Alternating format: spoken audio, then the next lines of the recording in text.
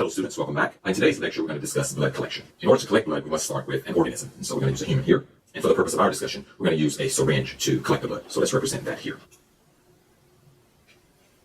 And so here we have a syringe. And we'll use the syringe to extract the blood from the individual. Now we place the blood into the syringe. Next, we'll remove the blood from the syringe and place it into a tube, or two different tubes. One tube will have within it an agent that prevents blood clotting, and the other tube will not have this agent. Let's represent the tube that has the clot-blocking agent first. Shown here is a tube that contains our clot-blocking agent. Let's now represent a tube that does not have this agent. We'll simply copy this one and modify it.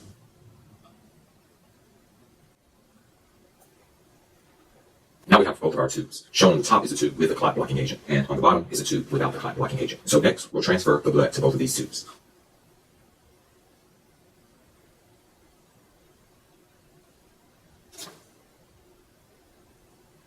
Let's first put blood in the tube that contains the clot-blocking agent.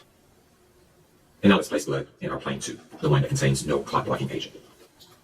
What we want to do next is separate the various components of the blood. And we'll do this by placing the blood in a machine that spins the tubes, and the centrifugal force will force the heavier elements to separate from the lighter elements. Let's represent that machine here.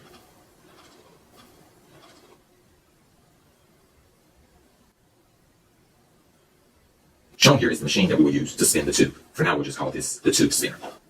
So what we'll do is place both tubes in the tube spinner and spin the blood. Let's indicate that here.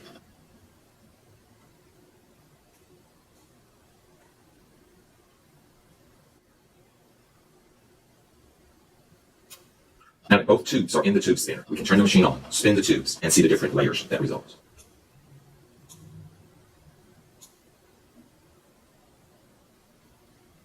Now we're going to represent what's in the tubes after we've spun them. Let's start first with the tube that contains the clot-blocking agent. We're going to have 3 layers here. So for the first tube, we have 3 distinctive layers. A top clear layer that has a yellowish color, a bottom red layer, and a middle layer that's white. It's not drawn to scale here for clarity. These are the 3 layers of our first tube. Let's look at the components of our second tube. And for our second tube, we see 2 layers. The first one is a liquid that's clear, and the second one shows our blood clot. Let's describe the layers that we see. So in our first tube, this top layer is a liquid. So let's just indicate here that it is a liquid. We'll name it later. Our bottom layer is going to be our red blood cells. And so we're going to abbreviate this RBCs. And the middle layer, the middle white layer, contains our white blood cells and our platelets, the WBCs and the platelets. The liquid takes up about 55% of the volume, normally, whereas the red blood cells take up about 45% of the volume. Clinically, the red blood cell volume is an important value, and we'll indicate the name of that value later. Then I'll put a box here for that value so that we can indicate that one. The liquid has a name. We're going to name that one later. So that's all we're going to say about this one for now. Let's look at our other tube. This tube has 2 layers, 2 distinct layers. The first one is a liquid, and the second layer is the blood clot itself. Let's compare these 2 liquids. In our first tube, because we use an agent that prevents blood clotting, the clotting factors are still present within the liquid. So we're going to indicate those here, the pre-fiber segments. In the second tube, we didn't use a clot-blocking agent. Consequently, all of the clotting agents have been consumed to create the clot, and none are found within the liquid. So let's indicate those fibers here.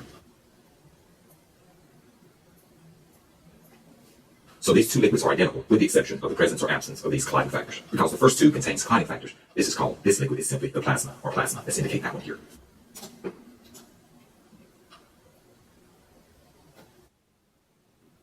Because the liquid in the second tube contains no clotting factors, we call this serum. So serum is simply plasma without clotting factors. Let's indicate that one here.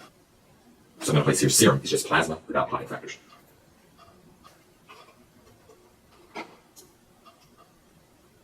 And plasma is liquid with clotting factors. So we'll just put here with clotting factors. So now we have our first layer. Our first layer is going to be plasma. The second layer, that white layer, which contains our white blood cells and platelets, that's called the buffy coat.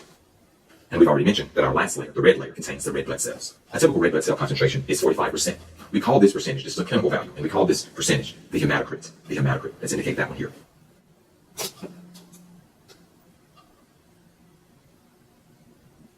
Let's next give the name of the machine, the tube spinner. This device is known as a centrifuge. Let's indicate that one here.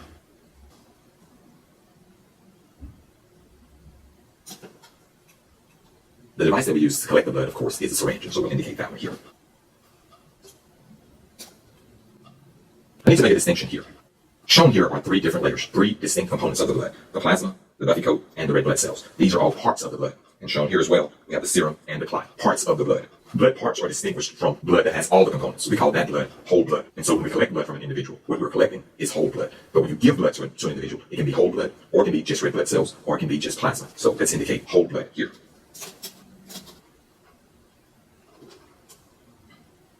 So the first tube we used here contains clot blocking agents. Let's indicate that here. And shown here is our tube without the clot blocker. The clot blockers are called anticoagulants. 3 common anticoagulants are heparin, EDTA, and sodium citrate. Let's indicate those here.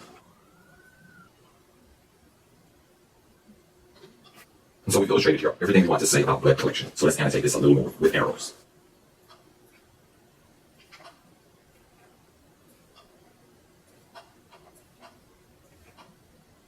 Let's briefly summarize what's taking place here. We collect blood from an individual here. We place the blood into an anticoagulant tube that's shown here, and we place some of the blood into a plain tube shown here. We place both of those tubes into a centrifuge. We spin the blood in the centrifuge, and in the anticoagulant tube, we get 3 layers: plasma, the vesicle, and the red blood cells. In the plain tube, we get 2 layers: the serum and the blood clot itself. In the first tube, the plasma constitutes about 55% of the blood volume, whereas the red blood cells constitute about 45%. This number is known as the hematocrit. The plasma still contains its clotting factors because of the anticoagulants. However, the serum does not contain clotting factors because they've been consumed in the clot. So this is the one difference between serum and plasma. Serum contains no clotting factors. Serum can be thought of as plasma without the clotting factors. Each of these is a part of the blood. The blood that contains all of the components is known as whole blood. And so this concludes our lecture on the collection of blood. I hope you've learned a lot.